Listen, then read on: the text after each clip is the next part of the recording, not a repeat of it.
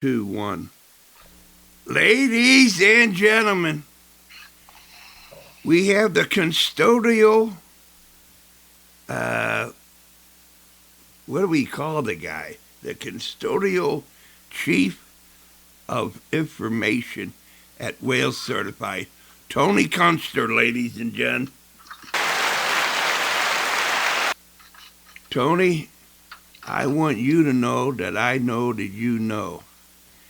You know everybody, almost everything, for decades in and around the St. Louis area. And you had me a hello when I first met you a handful of years. And yeah, right. But the situation is, you're an interesting cat, man. And to me, these are interesting times. There's been some times in the past that were interesting, and then they kind of faded and became not so interesting. But we're here at the interesting part. And so, to see, you liked the engineering of things. You just don't willy-nilly. And so here it is, man. First of all, if you could, lay upon us, where did you come from?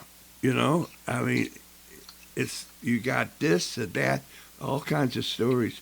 Hear it from the horse's mouth, so to speak. Where'd you come from? Well, I was born in Germany. I came over when I was about 4.5. My dad actually grew up over here, but he got stuck over there in Germany in 1939. He was, I think, 18, right around there, 18 or 19. But he went over with, the family went over to sell some land that they had over there. But my dad, he came over in 1926, so he grew up in St. Anthony's Parish on the south side. Nice. And, he couldn't speak German or anything. So when he went back, the war broke out. They wouldn't let anybody leave. And he actually wound up finishing his apprenticeship over there in sheet metal. And immediately after he got his I guess kind of like a union diploma, he got drafted right away. And I'm not sure what alternatives they gave him since they knew he was American, but they stuck him in the Luftwaffe, and he was a radio telegraph operator. The irony of it was, I think you have to know German for that. And so he had to take an intensive course in German. And so he basically became a Morse code operator. And he probably had an interesting war, to say the least. But he got through it all. And after he got home, 3 years after he got home, he got married. And then I came about. And but he wanted to, get back here as soon as he could, and he couldn't get out until 1952. And so at the end of 52, we came over on a ship and came to St. Louis, and the rest is kind of history there. So I grew up on the south side, moved to a couple different places, but eventually went to St. Thomas grade school on Iowa, which the parish doesn't exist anymore. Right. But it was, it wasn't too far from St. Anthony. Right. But I had a great, rich history at that school. I mean, I wouldn't trade it off for anything. No way. It was awesome.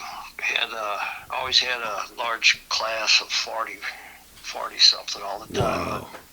We had some good nuns. Our class did. And yeah, and, then I went to St. Mary's High School, and I went back over to Germany when I was 16. Our family took a vacation over there, and we actually stayed for almost 3.5 months. And even though I played a lot of soccer before that, I played everything else too, just like everybody else did. But I realized the game was different over there. Just the perspective of everything, which I wasn't used to. But I could shoot a ball real well, and the guys that were around my age, they really appreciated that. And so we played soccer almost every day while I was over there, or did some kind of work also. So I did a lot of manual stuff over there just to pass the time, because most of the guys were working already, full-time jobs and apprenticeships and stuff until they were 17, 18. And so like during the day I would do I would bale hay and do some construction work for a group and stuff like that. So I got a pretty good education in 3 months, to be honest with you. I learned how to do mortaring. I learned how to do, just general concrete work, some carpentry work, stuff like that.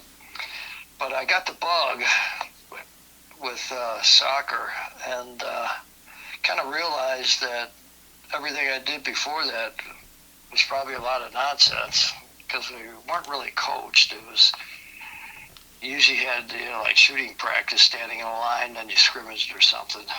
So you kind of know the routine.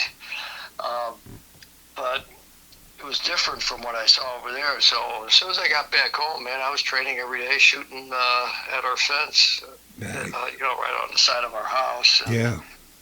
started weightlifting a lot, and really got myself fit, and had it in my mind that I was going to learn how to master this game. Wow. The rude awakening was when I went out to play with the St. Louis Kickers. I practiced with them, and thought I was pretty good.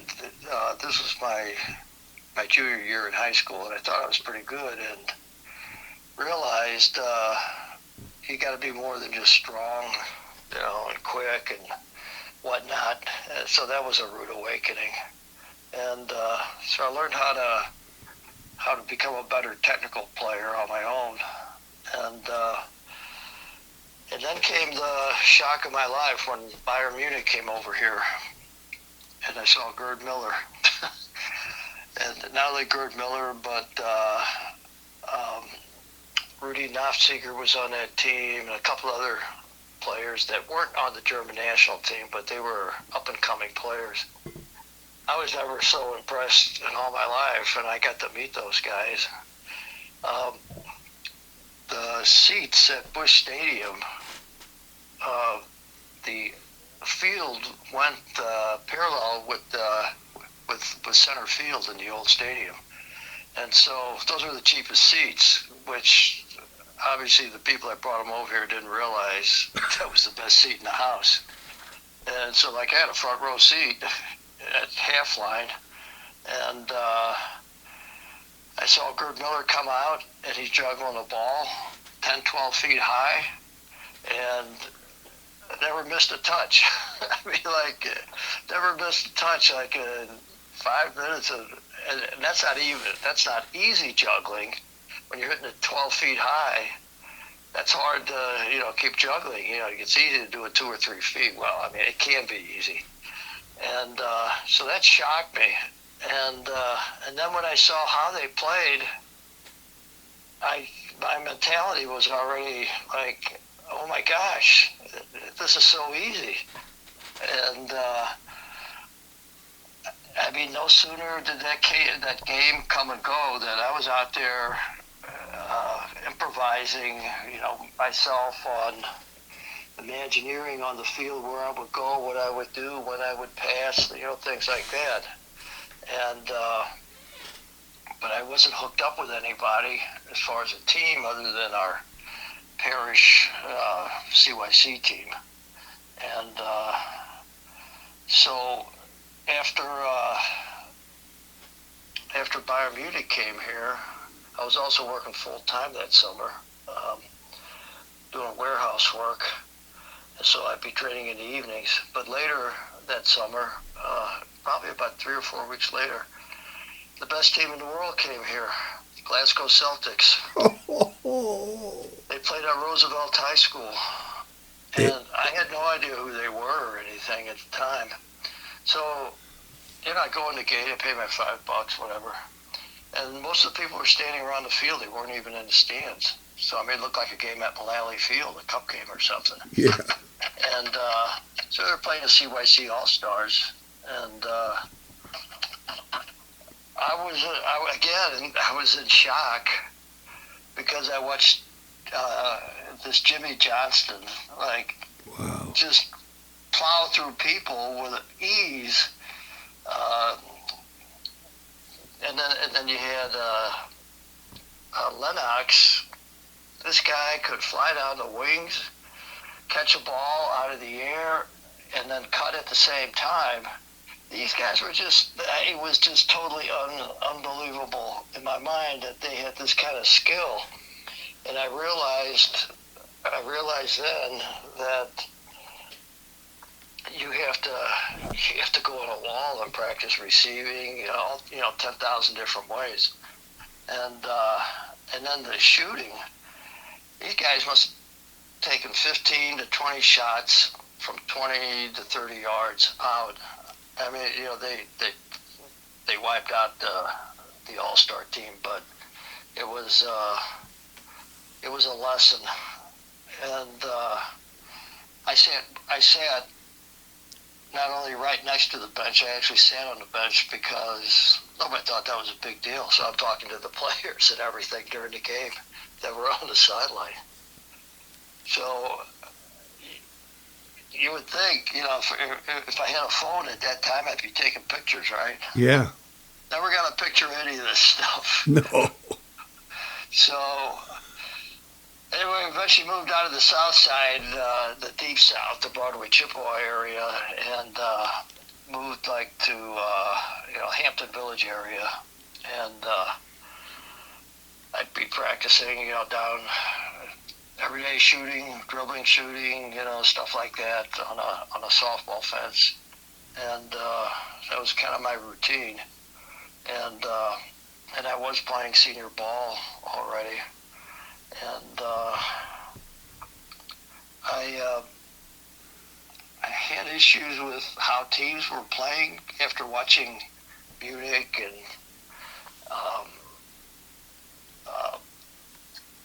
the Celtics, and it wasn't until I saw one of Dave Berwin's teams that I'm thinking, there's hope. And then I would always watch the Kickers games one time the Kickers were really good. White Star was really good. Kudas was really good. They all had similar styles of play, but it was definitely a St. Louis style of play. And I think had the NASL not come here, that probably would have evolved, and soccer would have evolved a little bit differently here, because I don't think our style was too much different here than like what you see with Man City or a couple other top teams. They would they knew how to move the ball around, and I know Dave Berwin's teams. I mean, they would they could knock the ball around. They knew how to do it. The older teams, like the Kickers, they had like Paul Pisani, Booty Calcaterra. They had Werner Sundgrath. They had a crap load of great players. And so it was always one of those three teams that would win the cup for about 4 or 5 years. And I got lucky. I got to be able to play on the Lindbergh Cadillac team later on. John Trina coached it. Yeah. And but I saw the different the approach to everything, I saw that it was dissipating. It wasn't the same. And I think the NASL brought some of that about because most of the professional teams were structured in how they played. So, like, wingers would stay to the outside a little bit more, defensive roles, which is what I liked about the St. Louis teams. Like, it wasn't unusual for a back to, go out on the attack. Yeah. And I didn't see it that much in the NASL except from a couple teams. Yeah. So I remember, like, the Oakland Clippers, they had a great team. The Toros had a great team, but they had, like, Vava on there and some Brazilian players. Yeah. New York had a at the time, I forgot what the New York team was called. It wasn't the Cosmos yet. But then you had Baltimore Bates, had some good players. Yeah. So we got some good, we saw some good soccer, but everything to me seemed like it was based on, one guy getting the ball and he had to do something with it. Yeah. To make something happen. It wasn't, the connection between the other players. It might have been there, it might not have been there. Yeah. And so I started developing, stuff in my mind already. I knew I wanted to coach, and so I got my degree and everything, and played a little bit at SIU, and but I was already coached like 5 years CYC soccer. And I was doing what everybody else was doing. As far as, you make the players technically good and whatnot, and then you just put them out there. That can work if you have different mentalities from different players. That can work. If you're lucky. Yeah. And ironically, that's what's still the system with most EPL teams. That one team bought a $38 million player, and it didn't work out. I don't know why they'd be mad at the $38 million. I'd be mad at the guy who said this guy was a good player. That's the guy that kicked right out into the streets, because apparently he was wrong. And as I got my first paid coaching job, it was out in the Festus Crystal City area. I did Sacred Heart out there. That was a big deal because I learned a lot from trying things and had nothing to lose. Yeah. And I forced things to happen. So, like, they had a league out there. St. Rose was out there, Our Ladies. Dan Boker coached at Our Ladies. Nice. Gene Kroger coached at St. Rose. And then we had a couple other Catholic schools. Farmington, I think, had St. Joe's and whatnot. And then, but we had some public schools. So we weren't CYC. So I got everybody together and said, let's take the standings from the Catholic schools and go into CYC. It only costs like $125. Wow. And I said, I'll put up the money for our school. And so I called Joe Carenza up, senior, and I asked him about it. He goes, sure. So anyway, so the first year we won the conference out there, and really had some good players. I'll tell you something later, but so we got to the CYC playoffs. We got all the way to the final, and we lost on a penalty kick. The second year, I was out there. Dan Boker won the league, and we were tough. It was Our Ladies and Sacred Heart. That was a big deal. There'd be 5,000 people out there watching the game. Cut it out. At Sunset Park. It was awesome. Wow. The pastors were out there. The nuns were out there. Man. Yeah, I know. And, I thought I was a good coach because I screamed at everybody. Didn't realize how stupid I was until later. But, yeah. So I forgot how far Dan went. He won a couple games and got beat, I think, by a North Side team. And then the third and fourth year, I was out there. We won both years, and got to the final. The last year I was here, we got to the final against Seven Holy Founders. They had a bunch of really good players. Like they shocked me when we started playing, but I had confidence we would get into the game. And sure enough, we had to go into 3 overtimes, and we wound up losing on a PK again. And but the fact that we got that far, because I heard parents on the sideline when we pulled, after we pulled up and we're warming up and everything, and somebody said something about, oh, we got a bunch of hicks from the South. And I had 3 or 4 players on that team that could have played professional anywhere in the world if they would have pursued it. Wow. But, there was no soccer in high school, so they all played football, baseball. And one player, Mike Meyer, I had a heck of a basketball team, too, out there. We only lost 1 game in 2 years, but we played good teams too, and we played up. But Mike Meyer, he was a Division III All-American that played at Maryville College. Nice. And he did really well. I mean, he could have played soccer. I had Mark Podek. He could have played professional soccer. I had a couple other kids out there, same thing. Mike Meyer's brother, Bobby Meyer, he was awesome. I mean, he would curl corner kicks in. Wow. So we had good players, and the thing is, in recess every day, we had the schoolyard was almost as big as a soccer field, and so the kids played soccer every day too. And so everybody got better, and I didn't do things right though.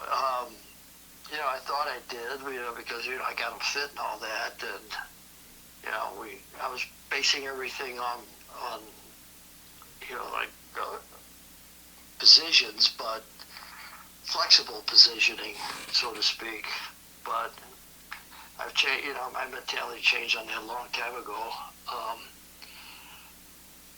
After the 72 Dutch, 73 Dutch, 74 Dutch, the German 72 teams, and then already the Brazilian 70 team, I knew there was something out there I had to learn, and I'm doing things, but not based on any kind of a structure, not a structure, but a format.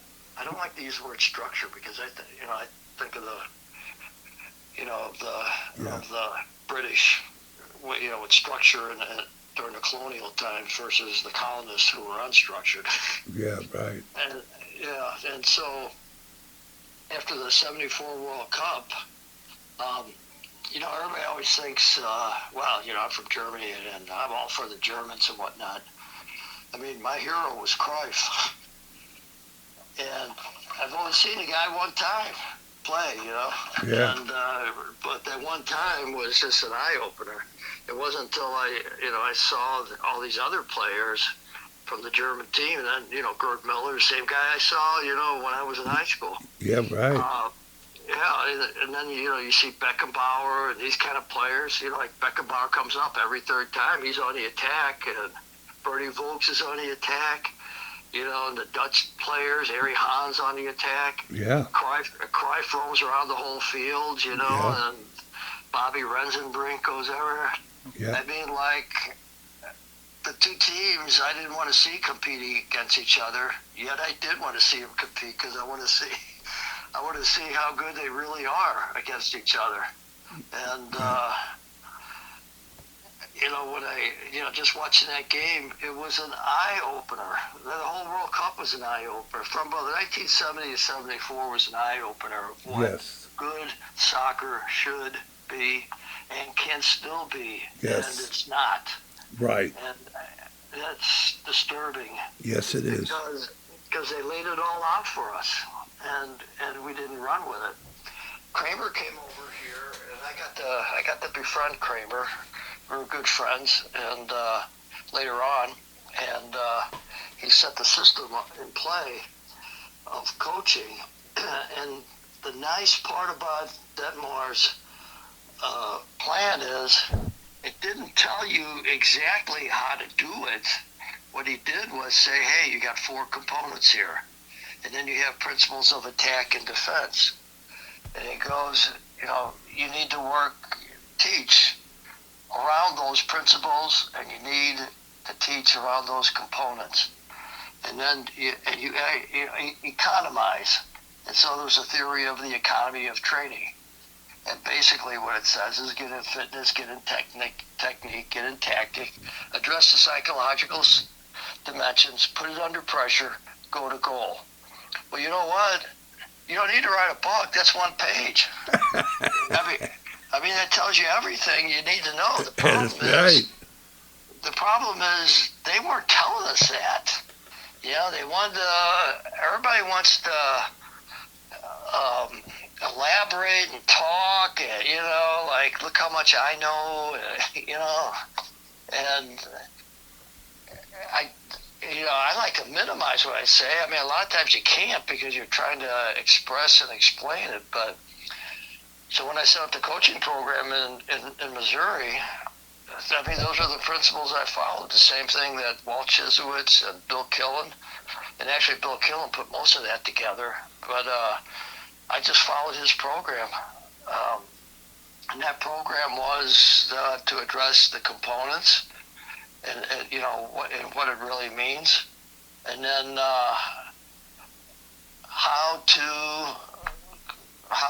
different ways that you can coach, but using the economy of training, get in as much as you can in the shortest period of time.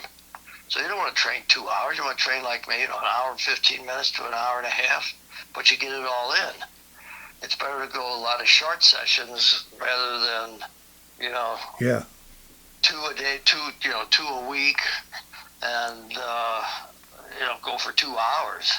Right. It'd be better if you went an hour and 15 minutes, 3 or 4 days a week. Nice. So that's kind of my mantra on that. So what I did was, when I put all that in effect, it was great, and in my mind it was great. And then came another epiphany. Karl-Heinz Hedergaard came over here, and he was the U.S. Director of Coaching for about 1.5 years, 2 years. And but he thought he was going to be the national team coach as well. And there were some disagreements, and I think there was a lot of antagonism between him and the previous staff.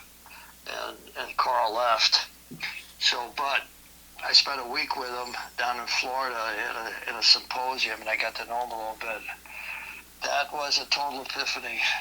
How to play games, to brainwash kids into how to play. So basically, you're not structured. You have a game that's structured, but everybody uses this phrase now. Nobody goes back to where it came from. Let the game be the teacher. If you read Karl-Heinz Hedergaard's book, I mean, it's one of the first things in there. Let the game be the teacher. So you set up games, but you set the game to create certain objectives, and those objectives make the kids do certain things. Now you can, you tell them different ways. You're always going to be confronted with the 1 against 1, 1 against 2, 1 against 3. But now you're teaching tactics in a subliminal way without having to stand there and talk and draw X's and O's, and do all that stuff. If you do this when they're young enough, it's like, it's like a monkey learning how to climb a tree. You do it young enough and you're going to learn how to do it. Right. You don't need an explanation when you're 15 anymore. Yeah. And so when they hit that age later on, 12 to 15, you can elaborate a little bit more and give more ideas. while at the same time working on everybody's individualism. For me, individuality is key. So, like, you're independent when you have the ball, but yet you know you have to rely on everybody else to make anything happen. And the rest of the team, the same thing. They know that that player is dependent on you, and everybody's hoping that you make, the best decision. Of course, the best decision is always, did it score a goal, or did you set somebody up to score a goal? So I don't see coach. It sounds simple. I don't see coaches thinking like that, not even at the highest level. So, like, there's this big thing here with Salah hasn't been productive, supposedly. And he's really hurt because he's been coming on as a sub.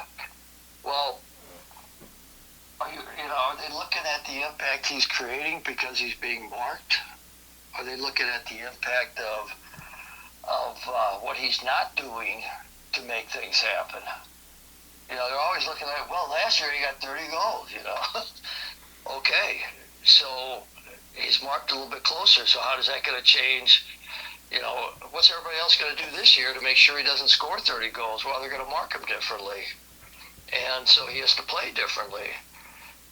Is that taken into context? And I don't think so.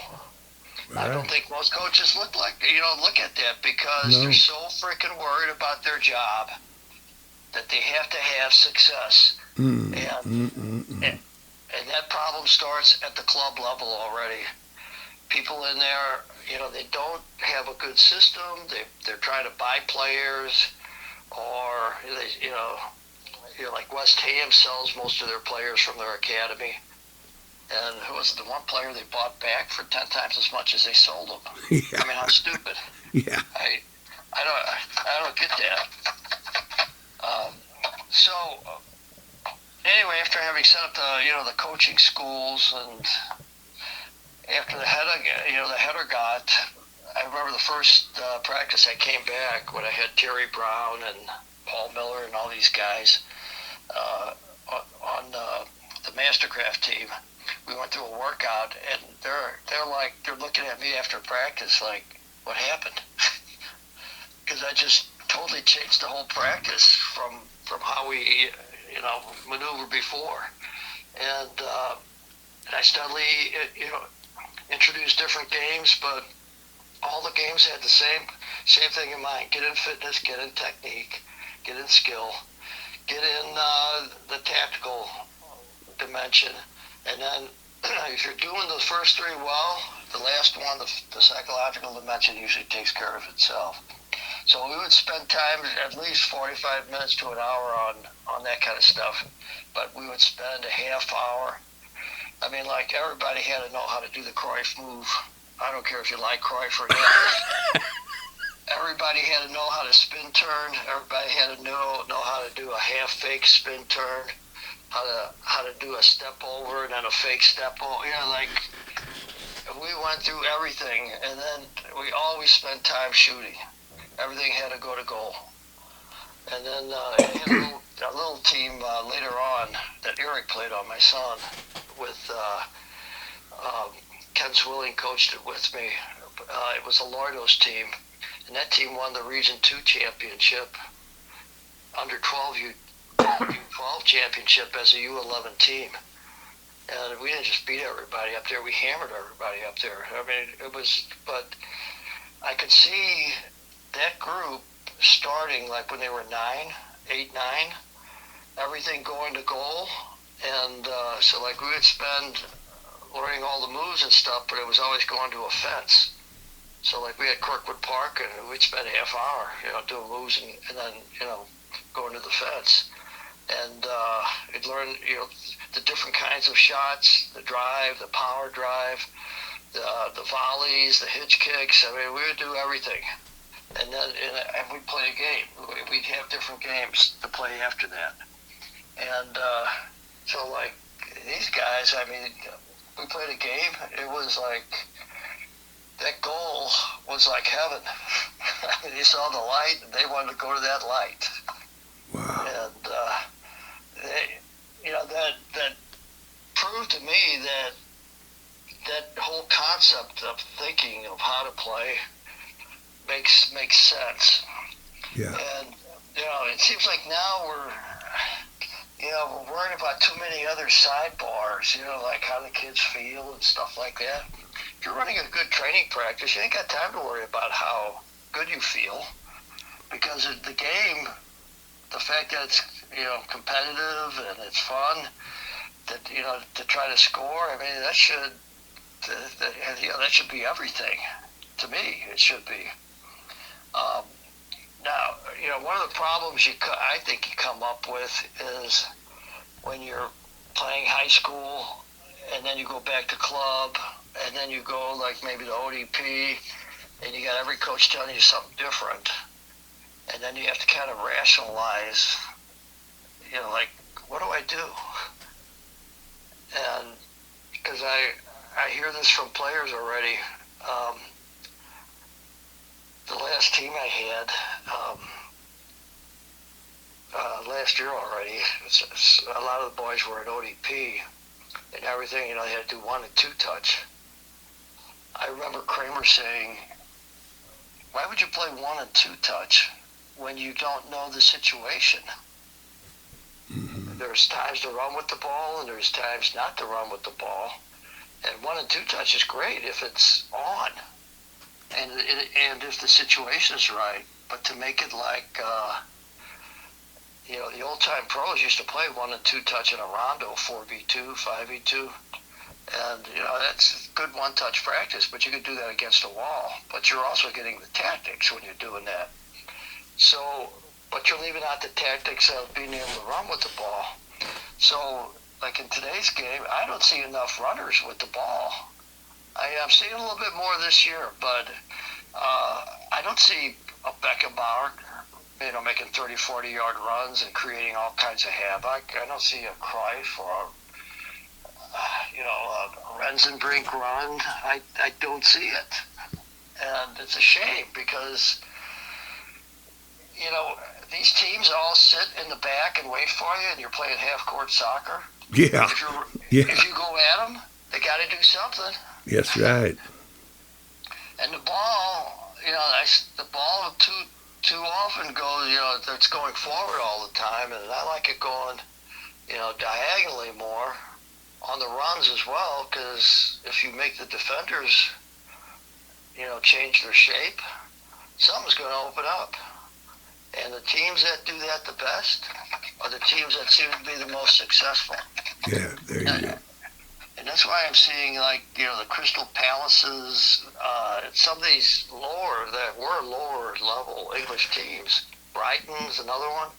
They're doing some good things. It's not always consistent though, but I like that kind. It shows that the coaches are looking for answers.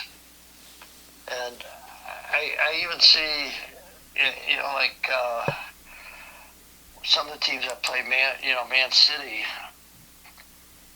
they're just dumping the ball over the top, and they're having some success with it. And and I'm thinking that's the kind of soccer I grew up with. But you know what? To keep a team honest, you might have to do some stuff like that. Yeah. The thing is that the players need to be able to make those decisions out in the field. Right on.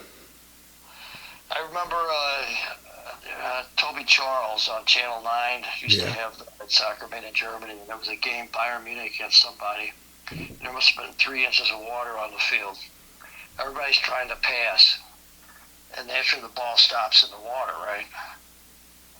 Beckenbauer gets the ball. He's chipping every ball. Why didn't everybody else think of that? Yeah. Yeah. But anyway, that's how I got where my mind's at today. And I think my mind's better today after all the experimenting I've done.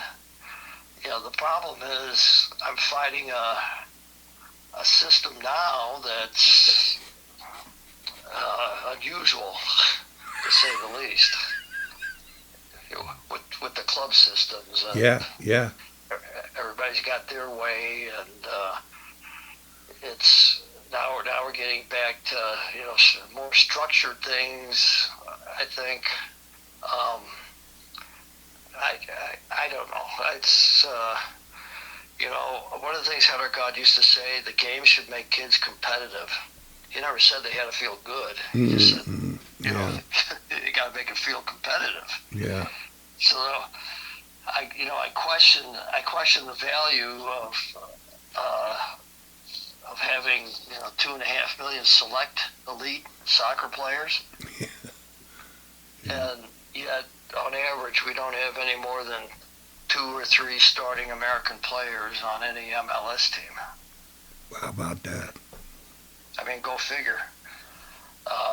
Miami didn't have any starters on the playoff game the other night. I think Vancouver had 3 Americans, no Canadians. Yeah. That's a Canadian team. Wow. It's, when I see that kind of stuff, I have to say we're in the wrong direction. Yep. Or somebody's in the wrong direction. I do get a lot of ads from U.S. Soccer to buy things and stuff like that, but I don't see. And if somebody tells me we can't be competitive with European players, I call BS on that. I've done it. I know it. I mean, I've beaten the best German teams that have come over here. So, and I'm not the greatest coach in the world, but players had an idea of how to perform. So the German teams that we played didn't do anything different than what they were expecting. The same down at the Dallas Cup years ago. I had a team down there. We played, like the youth professional team from Brazil and West Ham, and same thing. We could compete. Not only compete, we looked better. And then they had to start doing cheap things, to try to make up, for their deficit, because they realized that these guys are good. And this is just St. Louis kids. Oh yeah. I mean, think of what you could do all over. Yeah. But you have to have some kind of a national identity for that, though, as well. And I think we're struggling with that. Right on. And the MLS isn't helping, and like I know we have a lot of American gals playing in the professional league, but it's hard for them to make a living. But most of the coaches are. I forgot where I saw a quote, a statistic where it said something about the NWSL was a training ground for English coaches or something like that. And I'm thinking, I thought we got past all that. Well said. It wasn't the English coaches that won the Olympics and the World Cup a couple times, was it? Did I miss that? I'm kind of stunned by that. When I saw that. The one that got me right in the Kuster was nobody's ever won a World Cup with a foreign-born coach. I'm troubled by that as well. You got the German coach Tuchel in England, right? Yeah. I mean, how does he relate? I realize the Anglo-Saxons have a genetic connection there, but there's a lot of Danes and Norwegians that went to England too. That DNA's in there, so I don't get that. I don't get that connection. The English, there used to be that rule: only 3 foreign players could play in England.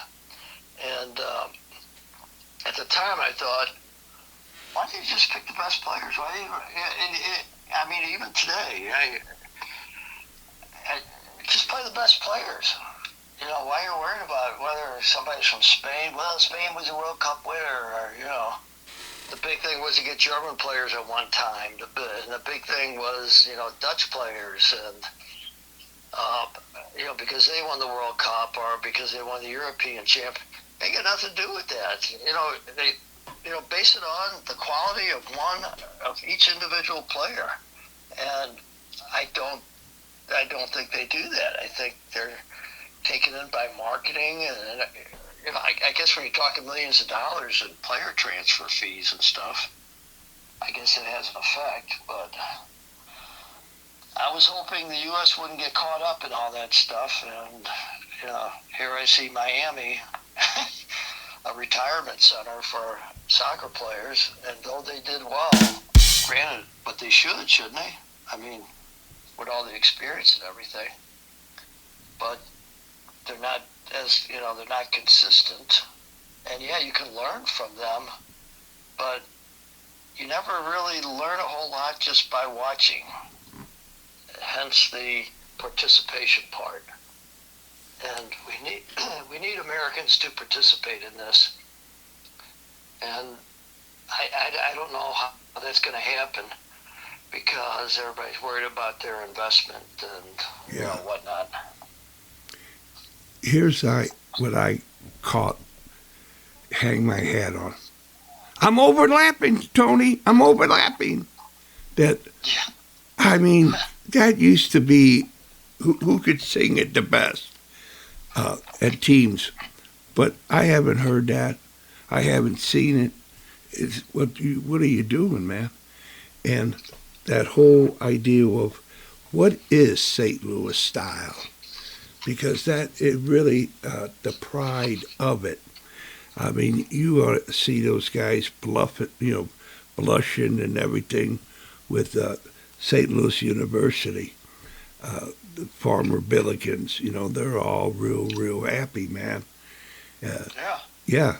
I mean, they're like 10 years, 20 years younger now. Yeah.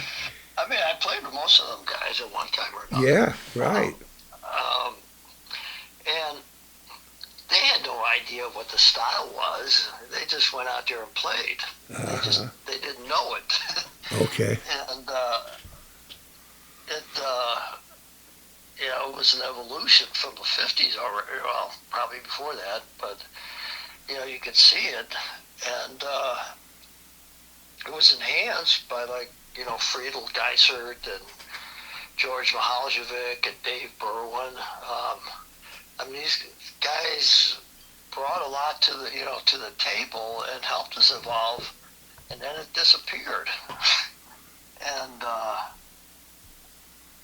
I'm not saying it's totally gone. I still see some of the older guys coaching and trying to do what they did, but it's hard to do that, because it's not like anybody's seen these guys play years ago. We used to go out and watch Sunday afternoon games all the time with my parents. Right. And in the 50s and 60s. Well, 60s I went by myself, but I mean, I'd run up to Fairgrounds Park from Chippewa on Broadway. Wow. Just to watch Kuster play or something. Yeah, and, right. I hope them guys appreciated that at the time. And then, 2 or 3 years later, I'm playing against them, Yeah, right. And, it's, I almost felt like I didn't want to, I didn't want to outplay them, because I felt like I owe them some respect. And, of course, I went away after a few games, but I just had so much respect, for the heritage that we have, and yet we don't, it's kind of disappeared, and I see something different coming up, and I see some of the, some coaches, I guess, they're in their 40s and 50s, kind of mocking it, like that guy couldn't run, and I'm thinking, well, how would you know? You weren't even born when he was playing, And I mean, literally making fun of some players. Oh boy. And I'd say, did you know this guy was on the Olympic team in 1960? I mean, just because you saw him when he was 40 pounds heavier, you know, or you saw him play indoor in the 80s or something, Terrible. You have no idea how good these guys really were. Yeah. And the system was, I'm not saying the system was great back in the 60s, because the Olympic team was a political thing. But the problem, even I remember when they had tryouts for the national team for the U.S. There were 200 players at Mullally Field. Now you tell me how you're going to pick somebody out. Wow. Well, they already knew who they were going to take out of the crowd. That's how. Oh, wow. So you can't tell me there was some politics involved in that. Oh boy, was there? There were some good players out there, but Yeah. how would you know? And so when I was in charge of ODP for almost 18 years, 19 years, something like that, and I made sure everybody got a fair shot, and then I looked at every player myself. Had Bill Dawes and Tom Holmes and whoever. I would ask coaches, and it was a tedious process, and yet you're never going to please everybody. Yeah. Because you got parents involved, but that never bothered me. So I wasn't the most popular guy. Yeah. Especially if I know I got the best players that money could find, or no money could find, I should say. Well, here it is, Tony. We're coming up at the inset that I could talk to you. This could be a Wales certified marathon with Tony Kuster, and I'm not kidding you. My ears will not fall off with your talk. I could listen to you forever. But give us 10 more minutes to say, hey, Tony, what is it, the solution, the new pathway for the American player? Say he or she is 16 years old and been bonafide all around town. How does that 16-year-old St. Louisan go nationally and play professionally? You need to have some right people in the right places, in the right teams.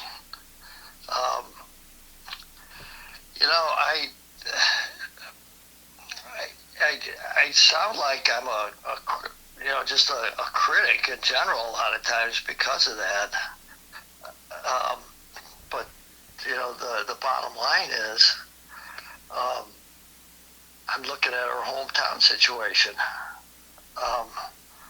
What happened to these kids that played at SLU? I know those were good players. I saw them. Are you telling me that they weren't good enough to play, or was there not a style there to help them become better players, successful players? And I think I hear more people questioning that all the time, especially soccer people. I remember, people, kept egging me to go to games and stuff, and I always had something I had to do. I had some other kind of conflict all the time. I really haven't had a chance to go to a game. I've watched them on TV several times, but the thing is, all the hype, all the drums, all the flag waving, all the announcing doesn't mean anything to me. I want to see a kid do something great on the field, and that everybody else on that team knows why he's doing it and what it's accomplishing at any one time, and that it's a path to get to the goal. And I don't see that. No. Maybe I'm stupid, but I don't see it. And like most people I talk with, they don't care because they go, well, you know what, we got a goal, or we won this game, and I'll say, well, how did you win it? So who are the people that are making, and then I talked with somebody, I don't want to say who, but they're involved with the club. They, I asked them about the academy group. Are they using those players? I mean, what's the real intention for that? Is it looks? Is there going to be, are those players getting better? Well, if you're changing head coaches, how does that affect the coaches that are working the academy teams? I mean, shouldn't they be on board? Or is it just technical training to make him a good technical player? The thing is, in any one club system, if you're head coach of the main team, and if you're playing some kind of a system that is evolving, then those teams that are coming up should be part of that. So, like, one of the few clubs that I could actually say does that is Barcelona. Yeah. I don't see too many other clubs doing that. Yeah. But so what's this all for? Hype, or like you're giving false hope to this? They're going to be hanging around like I did for years. Trying to. Yeah. Can somebody give me a look? I mean, do I have to go over to Germany to get somebody to give me a look? Right. I mean, that's pathetic. That shouldn't be. Yeah. And it's not just this, it's not just here, it's everywhere. Yeah. And so when you say the Americanization, they're still talking like, well, soccer's still a foreign game. What are you people nuts? It's been here as long as it has been in Europe. Yeah. What's the matter with you people? That blows my mind when I hear that. Yeah, man. Yeah, there might be a lot of people that didn't hear about it, but soccer's been here just as long. It's been in Philadelphia, it's been in St. Louis, it's been in Chicago, Detroit, Milwaukee. It's been on the West Coast for a long time. So I don't get it. Right. Quit making it sound like we're a bunch of knuckleheads, or the fans are. That's why. Even some of the announcers, they have to explain every little thing. I don't want them to explain everything. No, not at all. It's kind of old. Make it exciting like the English. The English announcers. I mean, that's the point of it. Yeah, right. And tell the truth. Yeah. Like if somebody makes a knucklehead play in England, you don't think the announcer's going to say something? Or like Toby Charles was an awesome commentator. Yeah. He would say, he got a second bite of the cherry on that one, Yeah. And what do we do? Well, I don't know if he had his instep close enough to the ball. It was easier to make than to miss. Yeah. That was a classic. Oh, man. So, Tony, here it is. You really hit, if people attentively listen, you really laid it all out, and it's a very beautiful mosaic. And hats off to you. And so that I know that you can tell your wife and kids, you're Whale Certified Hall of Affinity, Tony Kuster. Yeah, baby. Yeah. Hey, man. It's a custom here at Whale Certified to say, Tony, whatever you want to say to who you ever want to say it to, for as long as you want to say it for, this is your time. Well, I tell you what, I've had a chance to, about a year and a half ago, I met with my old Mastercraft players. We had a get-together, So we had Mike Slavinsky, Kirk Vedra, Joe Cernich, Jeff Halsey. I mean, a whole list. Anyway, it. I think a lot of people used to ask, how was this team so good? We didn't have the big names, supposedly named players and whatnot. I mean, they became big names later, but those players then, and then the players I had, when I first started coaching, and then the players that I had, with Eric's group and Tony's group, those players really helped. They helped me become a better, not just a better coach, but a better thinker and a better person on the field, as to how I respond to things. Because I used to get upset about, poor refereeing and stuff until I refereed my first game. It was a game with Ed Haneke versus Jim Bolker. And that was the end of that game. Everybody begging for calls and stuff, and I'm going, you know what? Now if a referee makes a mistake, I just, you live with it. And it happens.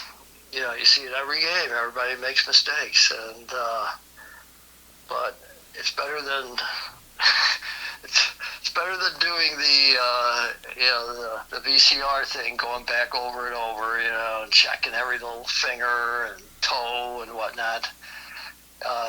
So I'm really much more mellow about that, but I think I've learned to see more than just players in front of me. They're living people with emotions, and they have kids, and they get emotional with their kids with the game and stuff, and I get all that. But I think just a lot of the people that I've been around, I'm really lucky. The coaches I've been around, like just coaching high school, it was a whole different arena of coaches, both the boys and girls side. I think I used to question a lot of things in the 80s when with high school coaching and stuff, and how it was set up, but I really wasn't in the know either. I mean, I coached at Patmille for a couple of years, but I didn't really know, different kind of stresses you're under.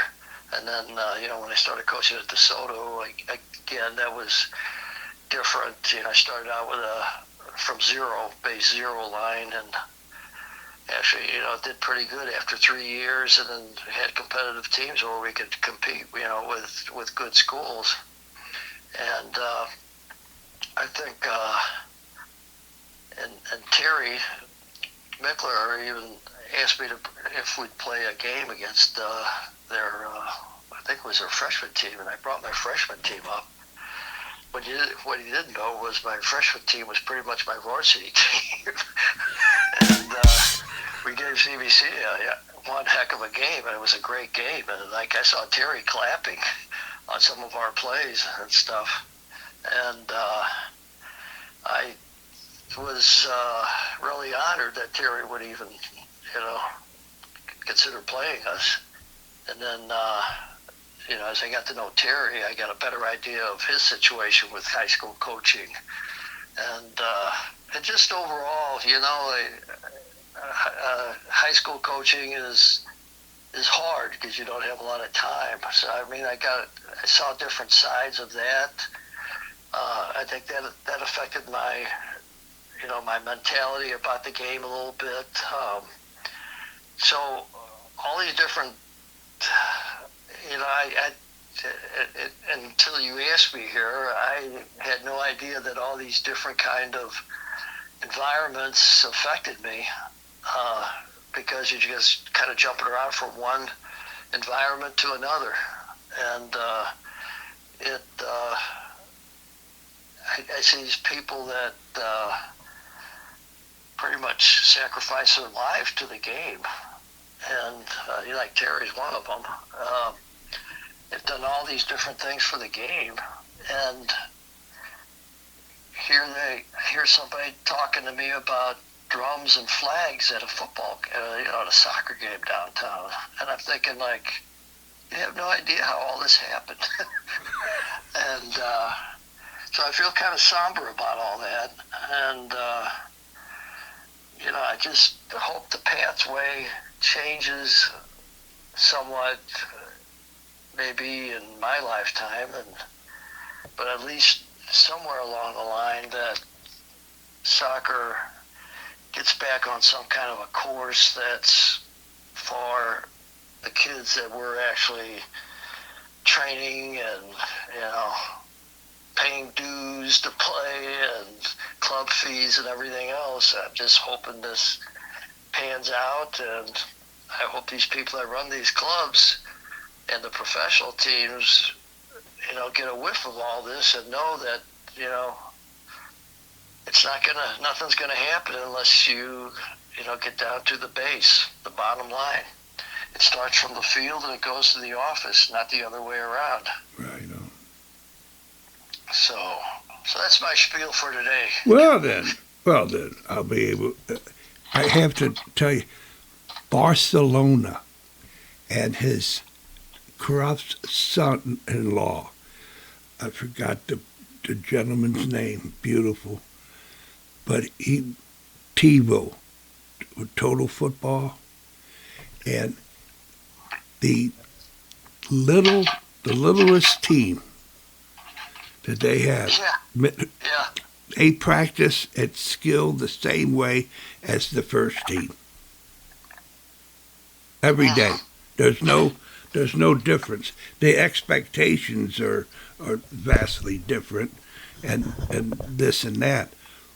But how to receive, what to look for, what to go, baba boom, baba bang.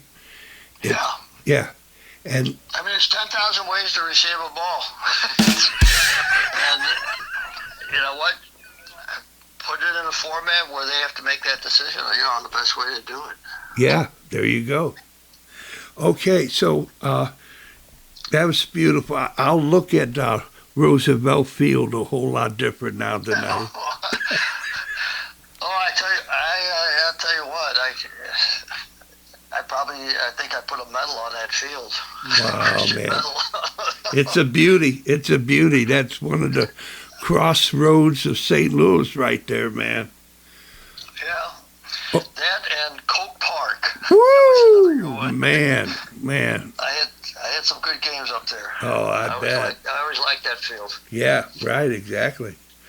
Okay, Tony, so I want you to know that I know that you know you're a Whale-certified Hall of Affinity, and it's a pleasure, and I'll be seeing more of you. I'll let the winter out on you, and I'll see you in spring in 26. That sounds great. All right. It's been an honor and a privilege. All right, then. Bye, Tony. Bye-bye. You take care. All right, then.